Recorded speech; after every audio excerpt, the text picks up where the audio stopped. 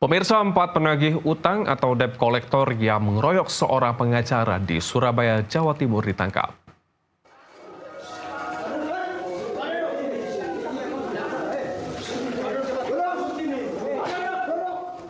4 penagih utang sempat melawan saat hendak ditangkap di kawasan Karangpilang.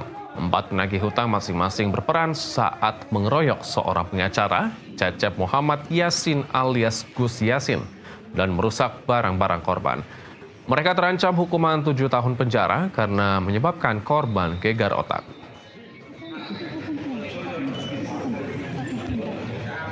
Untuk para tersangka yang lain, nanti berdasarkan hasil pemeriksaan dan juga kita verifikasi dengan kita sinkronkan dengan hasil video, kita yakinkan kita akan lakukan penegakan hukum yang keras.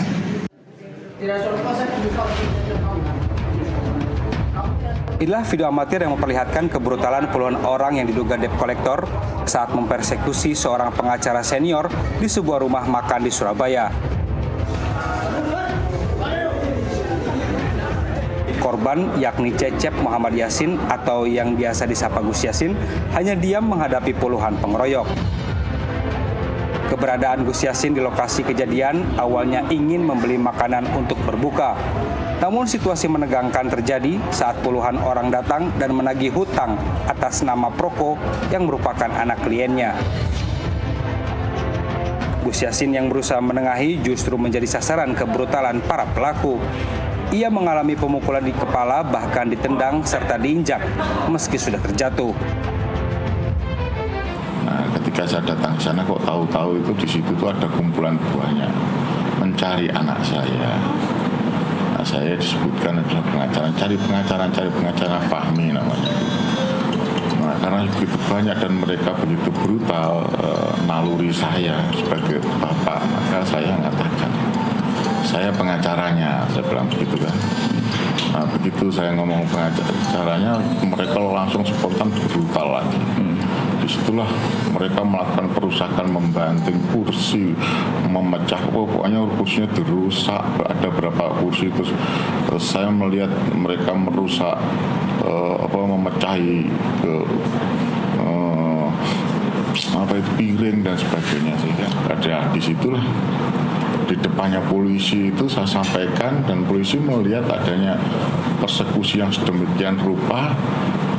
Saya minta karena sudah ada perusakan dan sebagainya, sudah masuk 170 KUH pidana, saya minta untuk mereka diamankan.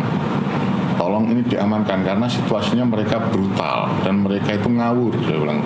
Setelah itu polisi tidak melakukan penangkapan, polisi hanya menanyakan tentang hutang aja, padahal itu sudah brutal. Diagnosanya sementara ya, kalau diagnosanya itu adalah gegar otak ringan. Saya mengalami gegar otak ringan.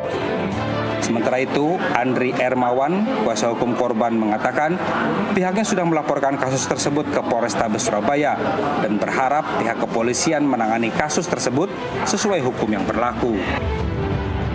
Klien daripada anaknya korban ini sedang mengurus ketagihan, sehingga mereka menagih, tapi terjadilah peristiwa yang mungkin teman-teman sudah tahu tadi, yang dianggap pasal 170.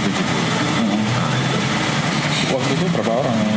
Kurang lebih dari 10 ya.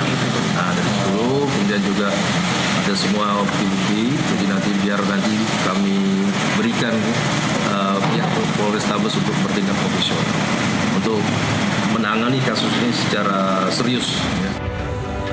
Kini korban pengeroyokan masih dirawat di Rumah Sakit PHC Pelabuhan Tanjung Perak, Surabaya.